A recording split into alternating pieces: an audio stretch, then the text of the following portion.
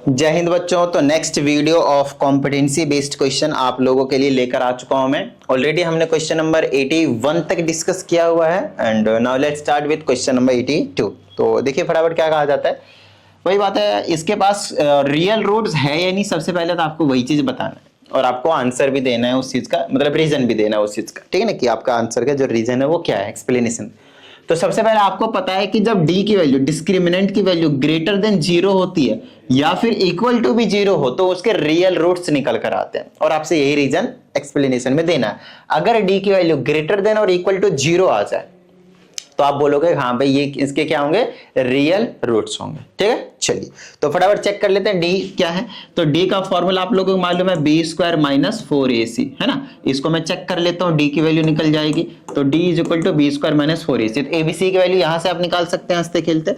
ए की वैल्यू 5 है, बी की वैल्यू -9 है एंड सी की वैल्यू 4 है। तो ये हो जाएगा बी स्क्वायर, तो हो जाएगा -9 टू दी स्क्वायर -4 मल्टीप्लाई ए की जगह पे 5 एंड इंटू सी की जगह पे 4। तो ये हो जाएगा डी इज इक्वल टू -9 का स्क्वायर -81 मत बोल देना कोई, बहुत बड़ी दिक्कत हो जाएगी। ए प्लस का 81 बीच में माइनस, 4 पचे 20 चौके 80। तो यहाँ आ गया डी की वैल्यू जो आई ना वो 1 आया। कितना आया? 1 आया।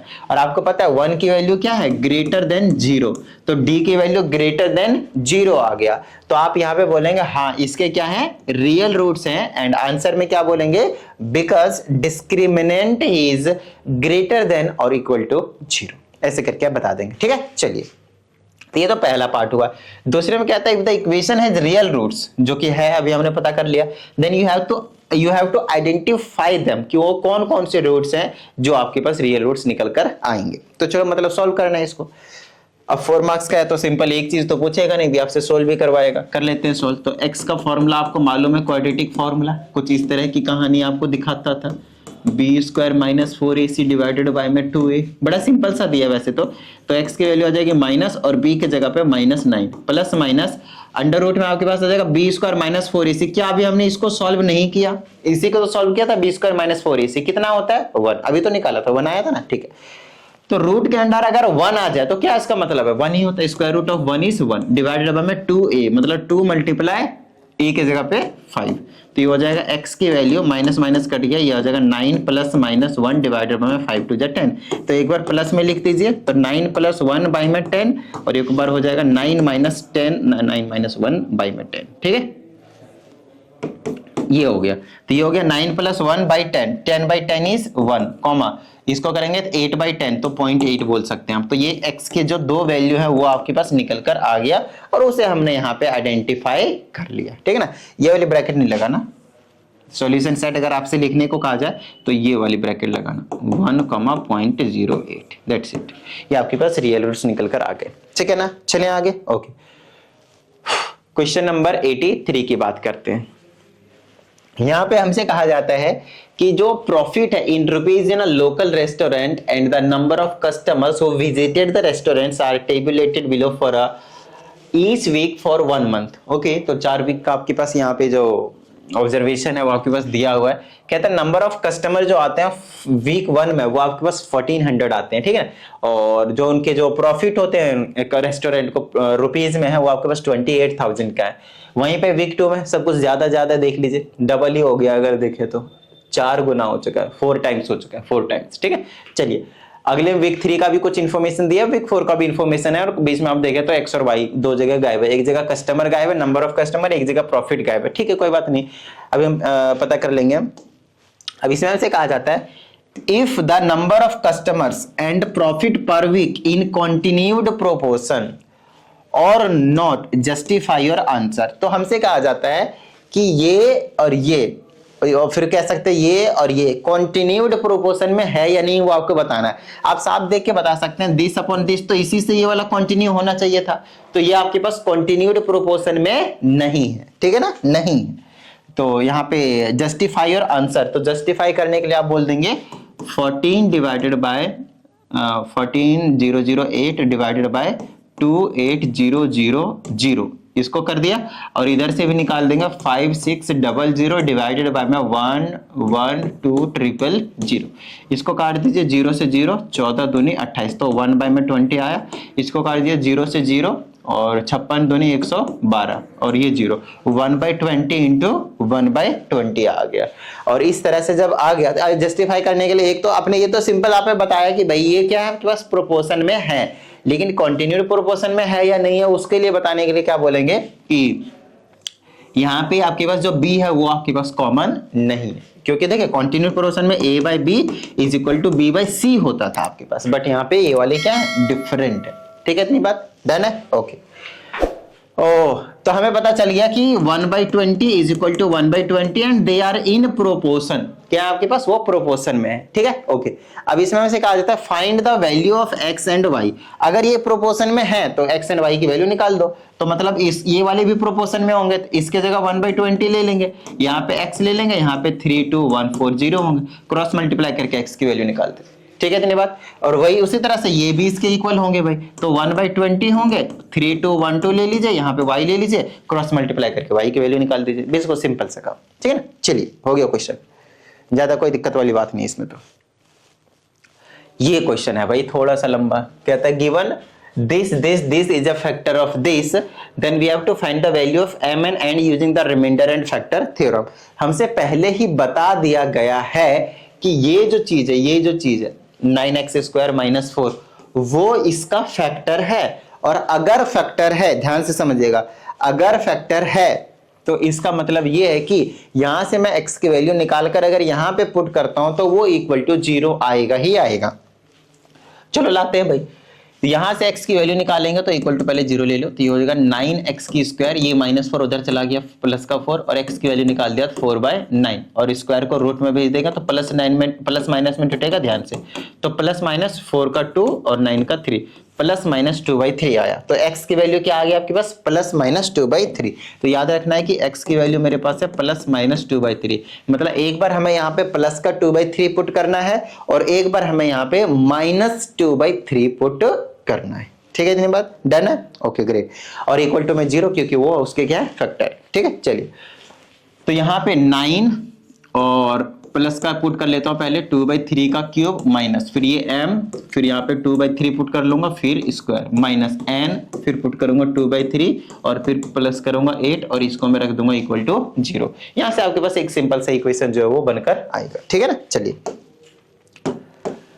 अब क्या कर सकता हूं मैं, इस 9 को एज इट इज छोड़ू, मल्टीप्लाई, इसका 2 का क्यूब करेंगे 8 और 3 का क्यूब करेंगे तो 27, बीच में माइनस, m ऐसे ही रहेगा, मल्टीप्लाई 2 का स्क्वायर 4, 3 का स्क्वायर 9, माइनस इसको करेंगे तो सिंपल 2n/3 रहेगा और ये प्लस का 8 इक्वल टू 0। अब एलसीएम वगैरह ले सकते हैं, कोई दिक्कत वाली बात नहीं, इससे इसको काट देते हैं, ये 3 टाइम्स में कट जाएगा और तो सारे ऐसे ही रहेंगे। तो एलसीएम ले लूंगा तो मेरे पास क्या हो जाएगा देख लीजिए, 9 ही आएगा एलसीएम, तो 3 3 जा 9, तो 3 तो 8 3 जा 24, बीच में माइनस, इसे कट जाएगा तो 4m आएगा, माइनस 3 से 3 बार में तो 6n हो जाएगा, और इसके नीचे 1 है तो ये 9 हो जाएगा, 9 8 72 हो जाएगा, और इक्वल टू में 0 के नीचे कुछ नहीं तो 1 ले लीजिए, क्रॉस मल्टीप्लाई कर दीजिए, तो ये हो गया आपके पास 24।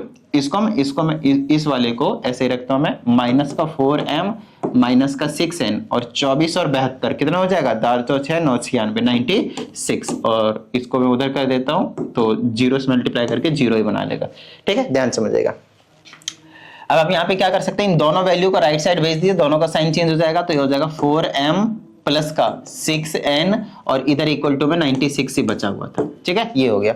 अब चाहे तो किसी से कटेगा क्या, 2 से कट जाएगा, तो ये 2 से दोनों तरफ डिवाइड कर देंगे तो ये हो जाएगा 2m प्लस का 3n और इज इक्वल टू में 48। 2m plus 3n is equal to 48। ये बना हमारा फर्स्ट इक्वेशन। क्या बना ये फर्स्ट इक्वेशन, 2 3 48। याद रखना, इसको यहां पे मैं लिख लेता हूं, 2m plus 3n is equal to 48। This is your first equation. याद रहेगा भाई, ठीक है ना, लिख दिया वैसे भी। चलो अब हमें क्या पुट करना है, x के जगह पे -2/3, तो सभी चीजें वही रहता है, सिर्फ साइन चेंज हो जाता है बस, और कुछ नहीं। बट ठीक है, फिर भी मैं पुट करके दिखा देता हूं, 9 फिर -2/3 का 8, फिर माइनस m, फिर आ जाएगा -2/3 का स्क्वायर, अरे 8 क्यों लिखा, सॉरी 2 का क्यूब करके सीधा लिख दिया मैंने, यहाँ क्यूब है, और ये माइनस का n, और ये आ जाएगा आपके पास माइनस का 2/3 और ये प्लस का 8, और पुट कर दिया इसके फैक्टर को, तो हो गया आपके पास इक्वल टू 0। ये हो जाएगा आपके पास 9 मल्टीप्लाई, इसका क्यूब करेंगे तो हो जाएगा -8/27, नेगेटिव पावर जब ऑड हो तो नेगेटिव साइन आ जाएगा नेगेटिव वाली का, माइनस एम और इसको करेंगे तो प्लस का हो जाएगा और इवन पावर की वजह से 4/9, ठीक है ना। चलिए आगे नेक्स्ट, माइनस माइनस ये प्लस बना लेगा तो 2n/3 हो जाएगा, प्लस का 8 = 0। फिर से वही सारी कहानी सेम, ये 9 से ये 3 टाइम्स में कट जाएगा और इसके नीचे 1 लेकर वही एलसीएम वाली कहानी करनी पड़ेगी अपने को। तो ये हो गया 9, 3 3 जा 9, ये हो गया माइनस का 24 और ये हो गया कितना, 9 से कट जाएगा माइनस का 4m और ये कट लेगा आपके पास 3 3 जा 9, तो ये प्लस का 6n बना लेगा और ये इधर आ गया 9×72, तो प्लस का 72 और इक्वल टू में 0, इसके नीचे आप ले लेंगे ऊपर। अब आप यहाँ पे क्रॉस मल्टीप्लाई कर दे तो देखो इन दोनों को एक जगह रख देता हूँ मैं, तो क्या हो जाएगा माइनस का 4m प्लस का 6n और इसको सॉल्व करूंगा तो कितना आ जाएगा, 72 में 24 चला जाएगा तो कितना बचेगा, 24 दूना 48, 24 दिया 72, तो 48 बच जाएगा। तो प्लस का 48 और इक्वल टू में इसको करेंगे तो 0 आ जाना है।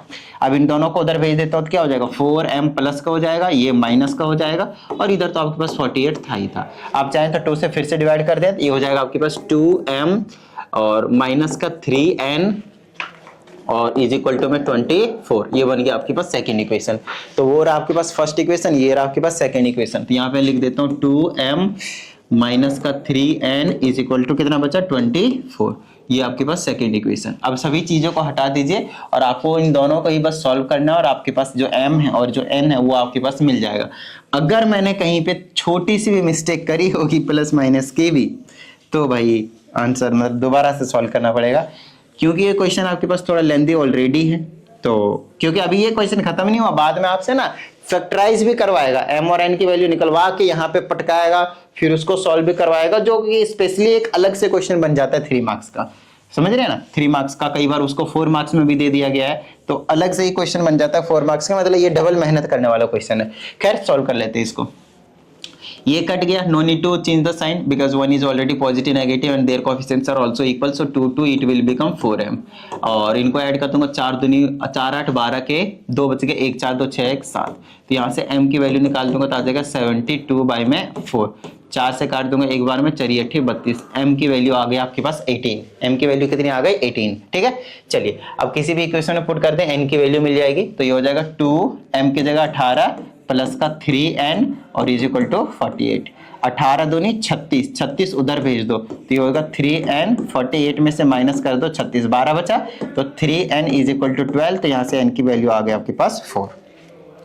तो आपने अभी तक सिर्फ और सिर्फ m की वैल्यू निकाला है एंड n की वैल्यू निकाला है, m एंड n, m 18 आया, n की वैल्यू 4 आया, सब कुछ गायब, यहाँ पे पुट कर दो। ये हो गया 9x का क्यूब माइनस m के जगह पे कितना था 18, x की स्क्वायर माइनस n की जगह कितना था 4x प्लस 8।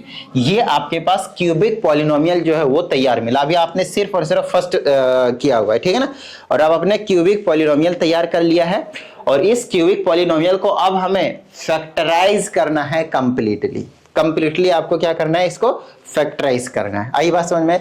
देखिए आपको पहले से ही पता है कि इसका एक फैक्टर क्या है, नहीं पता, मैं आपको समझा देता हूं कैसे। एक फैक्टर आपने बताया कि x की वैल्यू 2/3 है और एक x की वैल्यू -2/3 है, तो इसको अंदर लाऊंगा तो x की वैल्यू क्या आएगी -2/3 इक्वल टू 0, 3 से दोनों तरफ मल्टीप्लाई करो तो 3x - 2 इक्वल टू 0 और यहां से करेंगे तो आ जाएगा 3x + 2 इक्वल टू 0। तो एक फैक्टर ये है, एक फैक्टर ये है, 2 फैक्टर आपको पहले से ही मालूम है यहाँ पे, बस तीसरा फैक्टर आपको निकालने की जरूरत है, ठीक है। इतनी बात डन है।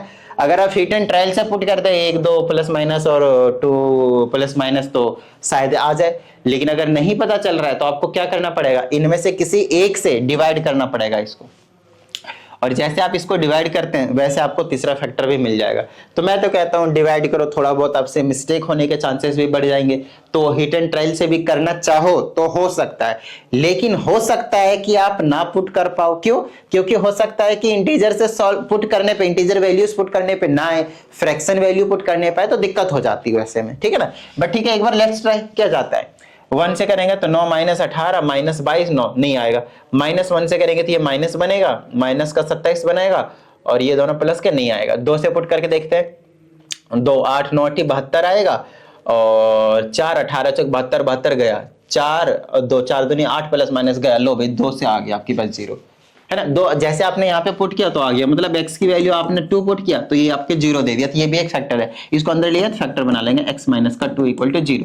तो एक फैक्टर ये रहा, एक फैक्टर ये रहा और तीसरा फैक्टर ये रहा। देखिए आसानी से कर दिया मैंने तो भाई, तो आप लोगों को भी थोड़ा सा जल्दी कैलकुलेशन फास्ट थोड़ी सी रखनी पड़ेगी, मतलब हवा में करने वाले। ये 3 फैक्टर आपने निकाल कर देख लिया, ये 3 फैक्टर आपने निकाल कर देख लिया। आई बात समझ में? डन हो गया क्वेश्चन, कोई दिक्कत वाली बात नहीं, no need to do the long division method and everything. Okay चलिए आइए क्वेश्चन नंबर हम 85 की बात करते हैं, और इसमें कुछ कुछ चीजें कही गई हैं, उनको हम आंसर करते हैं। तो आपके पास एक टेबल दी गई है, मार्क्स स्कोर्ड और नंबर ऑफ स्टूडेंट्स हैं। कहता है 0 से लेकर 10 तक जो स्टूडेंट मार्क्स वो 4 ऐसे स्टूडेंट है जिन्होंने आपके पास स्कोर किया हुआ है, ठीक है। और साथ ही इस तरह से आपके पास 90 to 100 तक में से टोटल 10 स्टूडेंट्स जिन्होंने 90 और 100 के बीच में जो मार्क्स है वो स्कोर किया हुआ है। ये क्वेश्चन स्टैटिस्टिक्स का नहीं है, ये क्वेश्चन प्रोबेबिलिटी का है, ठीक है ना। बस उस फॉर्म में स्टैटिस्टिक्स के डेटा के फॉर्म में यहाँ पे आपके पास गिवन है, और वहां से आपसे प्रोबेबिलिटी जो है वो पूछी गई है। तो कोई दिक्कत वाली बात नहीं है भाई, हम निकाल देंगे, ठीक है ना। चलो सबसे पहले आप देखें, लेस देन 20 की बात कर रहा है, हमसे कहता है ये student in the class is selected at random, find the probability that the student has scored less than 20। सबसे पहले आप टोटल नंबर ऑफ स्टूडेंट्स देखेंगे। जब तक आपको टोटल नंबर ऑफ स्टूडेंट्स नहीं पता चलेंगे तो डिवाइड में क्या रखेंगे, समझ रहे हैं ना, टोटल सैंपल स्पेस का। तो 5 4 9 9 18 7 25 25 25 12 37 13 50 65 65 11 65 11 76 76 14 90 और 10 100। क्या बात है, परफेक्ट दे रखा है नंबर 100, सो 100 आया ऐड करके, ठीक है। चलो अब कहता है कि उन स्टूडेंट्स की प्रोबेबिलिटी निकालो जिनके जो मार्क्स हैं वो लेस देन 20 है, लेस देन 20 है। व्हाट डज इट मीन कि लेस देन 20 क्या मतलब है, जिनके मार्क्स लेस देन 20 है मतलब 0 से लेकर 10 वाले स्टूडेंट भी लेने हैं और 0 से लेकर 20 तक वाले भी स्टूडेंट लेने हैं। 20 से कम वाले मार्क्स वाले स्टूडेंट हो गए, तो ये तो 4 और 4 और ये 5 5 4 टोटल 9 ऐसे स्टूडेंट है। तो जितना पूछा है वो हो गया आपके पास ऊपर और नीचे हो गया आपके पास टोटल। आइए बात समझ में, क्या करते थे प्रोबेबिलिटी का फॉर्मूला NE/NS, याद आया ना, कि number in events and number of in total sample space basically. आई ना बात समझ में, ठीक है ना। चलो नेक्स्ट आपके पास बिलो 60 बट 30 और मोर। तो दूसरा क्वेश्चन देखिए, तो अगर कैंसिल होता तो काट दीजिए, नहीं तो यही आपके पास प्रोबेबिलिटी है, डन, और कुछ नहीं करना। आप चाहे तो डेसिमल में ला सकते हैं, कोई दिक्कत वाली बात नहीं है, डिवाइड करके, वो घर की बात है, ठीक है। चलिए अब बिलो 60, अब 60 से कम होने चाहिए, मतलब इससे ऊपर वाले, इससे ऊपर वाले होने चाहिए, इससे ऊपर वाले, और साथ में हमसे कहता है 30 और मोर, और 30 और 30 से ज्यादा भी होने चाहिए, मतलब इससे इधर, मतलब इनका ही लेना है, बस सिर्फ इतने बच्चों का लेना है आपके, सिर्फ इतना ही स्टूडेंट्स को काउंट करना है। 13 और 7 कितने हो गए, 20, 20 और 12 कितने हो गए, 32। तो टोटल हो गए स्टूडेंट, मतलब जो मार्क्स बोला गया उसके अकॉर्डिंग 32, और टोटल सैंपल स्पेस में कितना 100। काटापीटी आपको आता है, डेसिमल भी ले, कोई दिक्कत वाली बात है, ठीक है। चलिए नेक्स्ट कहता है मोर देन और इक्वल टू 70, 70 होने चाहिए, नहीं तो 70 से ज्यादा होने चाहिए। तो ये वाले तीनों ले लो 70 से ज्यादा तक के, तो 10 14 24 और 11 कितने हो गए, 25 35, 35/100। काटापीटी आपको आता ही है, कोई दिक्कत वाली बात नहीं भाई। नेक्स्ट कहता है अबाउ 89, 89 से ज्यादा। तो 89 से ज्यादा का क्या मतलब है, 90 और 90 से 100 के बीच में। तो कितना हो गया आपके पास 10/100, 1/10 डेसिमल मिला, 0.1। कोई दिक्कत वाली बात नहीं। देखिए क्वेश्चन कितना प्यारा सा था ये स्टैटिस्टिक्स के फॉर्म में, बट चैप्टर था आपके पास प्रोबेबिलिटी, बड़ा ही प्यारा था। 7 4 2 8 5 2 5 6 इसकी प्रोबेबिलिटी निकालनी है आपने, मान लेते हैं, है ना। इसके क्या करके आपका प्रोबेबिलिटी, लेकिन किसकी प्रोबेबिलिटी निकालनी है आपके पास, आपको 7 की निकालनी है, 4 की निकालनी है, 2 की निकालनी है, 8 की निकालनी है, 5 की निकालनी है, 6 की निकालनी है, 9, ऑल डिफरेंट नंबर्स की प्रोबेबिलिटी निकालनी है। आ जाएगी नंबर प्रोबेबिलिटी निकालना, बताओ हाँ या नहीं, आ जाएगा, नहीं पता, चलो मैं बताता हूँ। पहले टोटल काउंट करोगे तो क्या हो जाएगा, ये मेरे पास 10 डिजिट्स हैं, टोटल 10, ये सभी डिजिट्स के आपके पास अल्फाबेट निकालने हैं। अगर 7 की पूछ ले तो 7 कितने हैं वो देख लो, 1 है, तो 1/10 हो गई इसकी प्रोबेबिलिटी। अगर 4 की पूछ ले, 4 कितने हैं देख लो, 1 ही है, तो इसकी भी 1/10 हो गई। अगर 2 पूछ ले, 2 कितने, 1 1 2, तो 2/10 हो गई। काटापीटी आपको आता ही है ना, तो 2 का यही हो गया आपके पास। 8 पूछ ले तो 8 भी आपके पास 1 ही है, तो 1/10 इसकी प्रोबेबिलिटी हो जाएगी। 5 आपके पास 2 है, तो ये 2/10 हो जाएगी आपके पास, वो भी आपको पता चल गया। 6 है तो 6 भी आपको पता चल गया कि इसकी भी 2/10 होने वाली है, और 9 की भी आपके पास 1/10 होने वाली है। बाय द वे ये मेरा व्हाट्सएप नंबर है, तो अगर आप लोगों को कोई डाउट आता है तो इसी व्हाट्सएप नंबर पर आप सेंड कर दे, आप लोगों को प्रॉपर वीडियो सोल्यूशन मिल जाएगा। और साथ ही अगर आप आप लोगों को पर्सनल ऑनलाइन क्लास की भी नीड होती है तो उसके लिए भी आप इसी नंबर पे इंक्वायरी कर सकते हैं। आइए अगले क्वेश्चन की हम बात करते हैं। आई होप आपको प्रोबेबिलिटी का कॉन्सेप्ट थोड़ा बहुत क्लियर हो गया होगा। ठीक है, चलिए अब इसमें हमसे कहा जाता है गिवन मैट्रिक्स ए, साफ साफ दिख रहा है आपको, और साथ ही आपको दिख रहा है मैट्रिक्स बी। कहता है such that A B is a null matrix, A into B है, मतलब ए और बी को आपको क्या करना है, मल्टीप्लाई करना है। अब कहता है find the order of the null matrix and possible values of X and Y. तो पहले ऑर्डर निकाल देते हैं, चलिए समझाता हूं। यहाँ पे मान लीजिए ये आपके पास ए मैट्रिक्स है, इसका ऑर्डर लिख लीजिए कितना है 2 क्रॉस 2। यहाँ बहुत एक इंपॉर्टेंट कंसेप्ट होता है, ध्यान समझिएगा।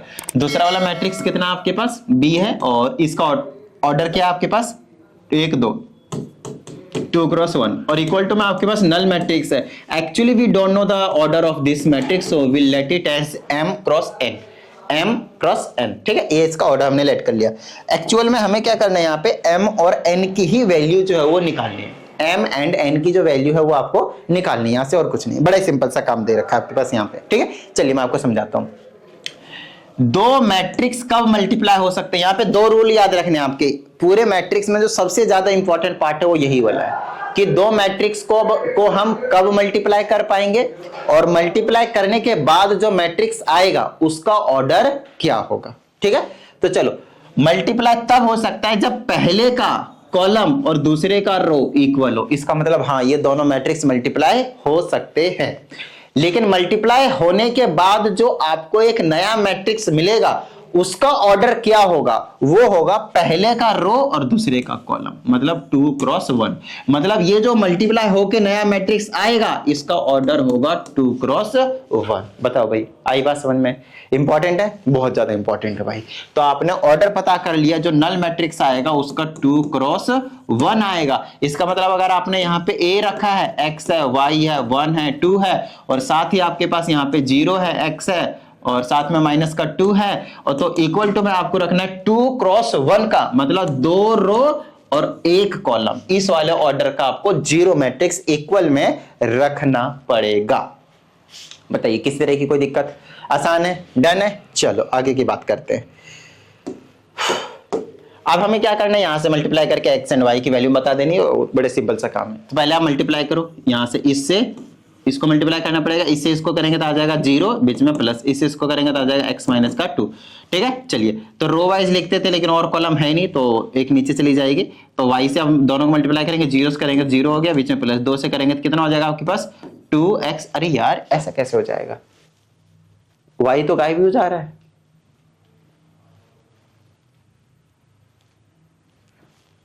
टू एक्स माइनस का 4, यहां से सिर्फ और सिर्फ x की वैल्यू निकल कर आ रही है। अच्छा जी, चलो अभी चेक कर लेंगे।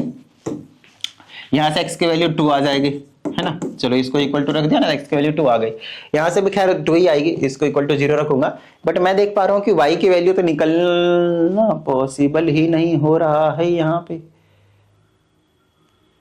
ऐसा क्यों भाई? चलो कोई बात नहीं, एक बार मैं आंसर चेक करता हूँ इसका। क्वेश्चन नंबर 86 है, क्या दे रखा है, लेट मी चेक। 86, अरे 86,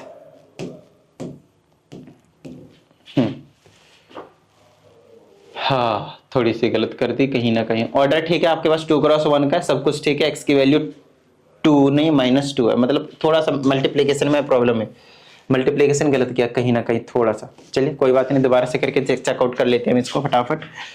कौन सा था? क्वेश्चन नंबर 86 है ना। चलो भाई आ जाओ शेर, अच्छा मल्टीप्लाई करते हैं। चलो आपको क्या करना है, इस वाले को मैंने 0 कर दिया यार, सेट मैंने गलत ले लिया था। बी वाले में मैट्रिक्स ना 0 ले लिया, गलत ले लिया था मैंने, माय मिस्टेक। तो देखो इससे इसको करना पहले से तो हो गया आपके पास x की स्क्वायर, 1 से इसको करेंगे तो प्लस का x माइनस का 2 हो गया। फिर इससे इसको करेंगे तो y से इसको करेंगे तो हो जाएगा y से, मतलब y तो क्यों नहीं आ रहा है, और प्लस में y नहीं yx हो जाएगा, y इंटू x हो जाएगा, है ना। y से करेंगे और 2 से इसको करेंगे तो प्लस का 2x माइनस का 4 हो जाएगा। और ये आपके पास 0 0 ऑर्डर मैट्रिक्स के तो रहेगा ही रहेगा, आपको बता ही दिया था। चलो भाई अब इसको इक्वल टू 0 रखो, x की वैल्यू मिल जाएगी तो ये हो जाएगा x की square plus x minus 2 equal to 0, और यहाँ पे इसको इक्वल टू रखो तो ये हो जाएगा yx प्लस का 2x माइनस 4 इक्वल टू 0। अब यहाँ से आपका जो काम है वो बिल्कुल आसान कर दिया मैंने आप लोगों के लिए। क्या करेंगे, ध्यान समझिएगा। क्या आप लोगों को मिडल टर्म नहीं आता भाई? या फिर क्वाड्रेटिक फॉर्मूला लगाना नहीं आता? बिल्कुल सर, हमको तो आता है। अच्छी बात है भाई। यहाँ से x की वैल्यू निकाल लो, पूरे निकलेंगे 2। तो x की वैल्यू अगर 2 निकलेंगे तो यहाँ पे 2 बार पुट करना है। एक x की वैल्यू पुट करोगे तो एक y की मिल जाएगी, एक और x की वैल्यू पुट करोगे एक और y की वैल्यू, तो x के भी 2 मिलेंगे और y के भी 2 वैल्यू मिलेंगे। ये था क्वेश्चन आपके पास, है ना? अब तो आसान सा काम छोड़ दिया भाई, इतना तो कर ही लोगे बच्चों वाले चीजें। चलो आगे की बात करते हैं क्वेश्चन नंबर 87 की। क्वेश्चन नंबर हम 87 की बात कर लेते हैं, ठीक है? चलिए, अगर आप इसमें देखें तो इसमें कहा जाता है sum of a certain number of terms, मतलब कितने नंबर ऑफ टर्म्स है वो तो आपसे यहाँ पे नहीं डिस्कस किया गया था, लेकिन सर्टेन नंबर ऑफ टर्म्स बोला, मतलब n की वैल्यू यहाँ पे निकालनी पड़ेगी। देखो यहाँ पे नंबर ऑफ टर्म्स भी निकालना है। ऑफ दिस एपीए इज 65, मतलब सम दे रखा है, एस एन दे रखा है आपके पास 65। अब कहता है एन निकालो और आपको एपी दे रखा है, ठीक है? तो एस एन का फॉर्मूला लगा देंगे, S N is n/2 bracket 2a plus n-1 times D. आई बात समझ में, ठीक है? तो एस एन की जगह 65 दे रखा है, n/2 n हमें निकालना है, डिवाइडेड बाय 2 मल्टीप्लाई a की जगह कितना है 20 है, बीच में plus n-1 as it is छोड़ेंगे, dd की जगह कितना है भाई? बच्चे बोलेंगे 3 है सर, गलत है। अगर आप 3 बोल रहे हैं तो बिल्कुल ही गलत है, क्योंकि a2 माइनस a1 होता है, दिस माइनस दिस करेंगे तो -3 मिलेगा। तो ध्यान रहे इस चीज का, है ना? प्रॉपर ध्यान रखना, वरना सारा खेल खत्म। ये 2 इधर कर दिए तो 130 हो जाएगा मल्टीप्लाई करके, ये n को एज इट इज छोड़ता हूँ, ये 40 बना लेगा, प्लस का इनसे मल्टीप्लाई करूंगा तो माइनस का 3n बन लेगा और इससे प्लस का 3 बना लेगा। तो ये हो जाएगा आपके पास 130 इज इक्वल टू, ये बना लेगा n ब्रैकेट में इसको ऐड कर देता हूँ तो 43 माइनस का 3n बना लेगा। मल्टीप्लाई कर दूंगा तो हो जाएगा 43n माइनस का 3n का स्क्वायर, और इधर आपके पास 130 है। इन दोनों को मैं अंदर ले आऊंगा तो क्या हो जाएगा? 3n की स्क्वायर प्लस की हो जाएगी, ये माइनस की हो जाएगी और ये प्लस का रहेगा। याद हुआ क्या बना है quadratic equation? 3n square minus 43n, 3n square minus 43n और 130 पहले से था तो ये प्लस का 130 और इक्वल टू में क्या बचा? 0। आई बात समझ में?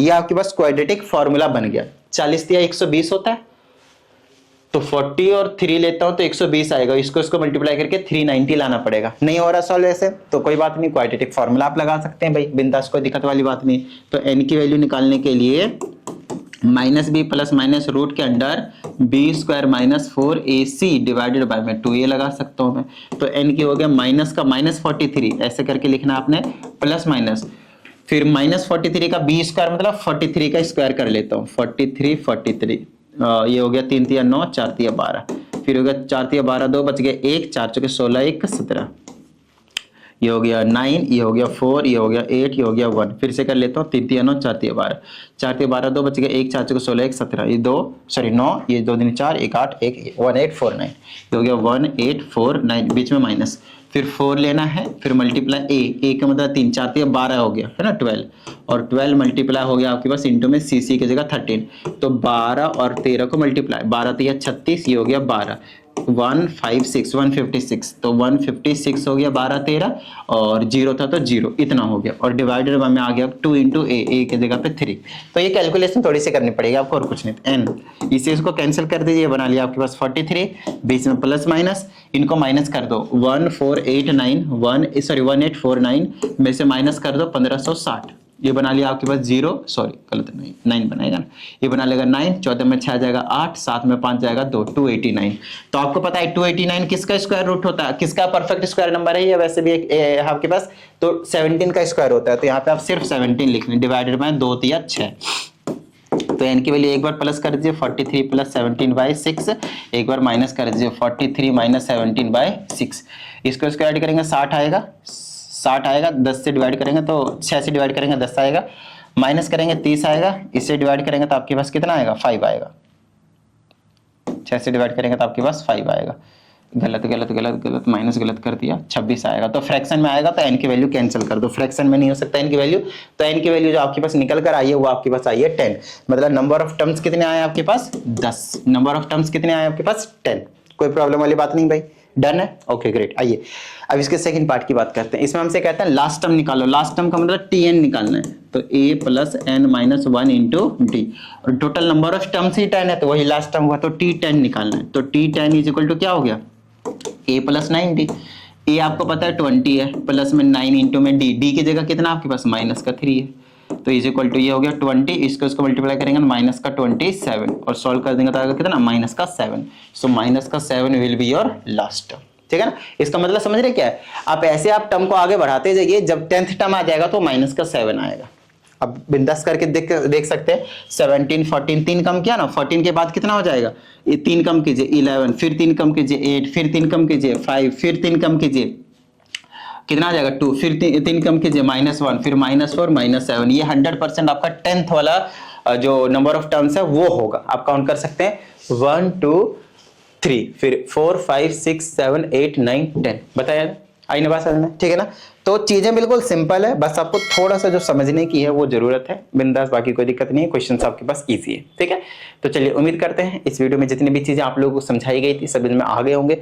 और अगर ऐसा है तो फटाफट वीडियो को लाइक कर दीजिए, साथ ही अगर आप इस चैनल पर एक नए स्टूडेंट, चैनल को सब्सक्राइब करके बेल आइकन को जरूर प्रेस कीजिएगा। मिलते हैं अगली वीडियो, प्रैक्टिस करते रहिएगा। जय हिंद।